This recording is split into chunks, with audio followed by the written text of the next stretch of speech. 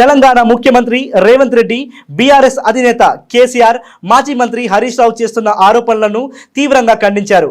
పొరుగు రాష్ట్రమైన ఆంధ్రప్రదేశ్కు నదీ జలాలను మళ్లించేందుకు తాను మద్దతిస్తున్నానంటూ చేస్తున్న విమర్శల్లో వాస్తవం లేదని స్పష్టం చేశారు. రాష్ట్ర నీటి హక్కుల విషయంలో ఎట్టి పరిస్థితుల్లోనూ రాజీ పడే ప్రసక్తే లేదని ఉద్ఘాటించారు. ములుగు జిల్లాలో దేవాదుల ప్రాజెక్టుపై జరిగిన సమీక్ష సమావేశంలో సీఎం ఈ వ్యాఖ్యలు చేశారు.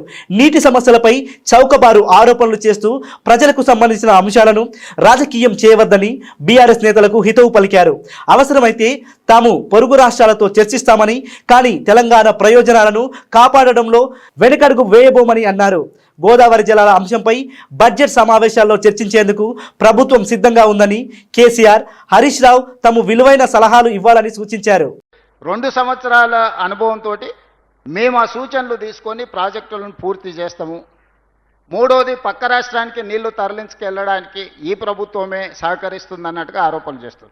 నేను మీడియా మిత్రులను ఇక్కడ ఉన్న వాళ్ళని అడుగుతున్నా, ఎవరైనా ప్రజా జీవితంలో ఉండి తెలంగాణ ప్రజల ఓట్లతోని ఎన్నికైనా ఎవరైనా అయి ఉండొచ్చు. ఆంధ్రప్రదేశ్ నుంచి వలస వచ్చి ఇక్కడ సెటిల్ అయిన వ్యక్తి కూడా ఇక్కడ ఎన్నికల్లో పోటీ చేసి ఇక్కడ ప్రజాప్రతినిధిగా ఉంటే ఆంధ్రప్రదేశ్కి ఎవరైనా సహకరిస్తారా? ఈ ఆరోపణ అతికెట్టన్నా ఉండాలి కదా. ఇతరులు తరలించుకోవడానికి మీరు సహకరిస్తున్నారు, మీరే వాళ్లకు నీళ్ళన్నీ వదులుతుండ్రు అని ఇట్లాంటి చౌకబారు ఆరోపణలతోని ఏమీ ప్రయోజనం లేదు. నేను సూచన చేస్తున్నా చంద్రశేఖరరావు గారికి, హరీష్ రావు గారికి, దయచేసి చౌకబారు విమర్శల వల్ల తెలంగాణ గౌరవాన్ని దెబ్బతీయకండి. ఈ ప్రభుత్వానికి ఎలాంటి భేషజాలు లేవు.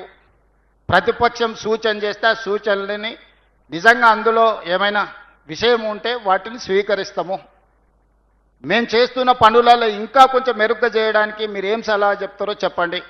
ఇప్పుడు జనగాం శాసనసభ్యులు పల్లా రాజేశ్వర రెడ్డి గారు వచ్చారు, ఈ వేదికలో పాల్గొన్నారు. వాళ్ళు కొన్ని విషయాలు లేవనెత్తారు, కొన్ని అంశాలు సూచన చేశారు. వాటిని అన్నిటిని కూడా నేను నోట్ చేసుకున్నా. నేను అధికారులకు కూడా ఆదేశాలు ఇచ్చిన. మనం ఎన్నికలు వచ్చినప్పుడు ఎన్నికలు చేసుకుందాం. ఎన్నికలలో సరే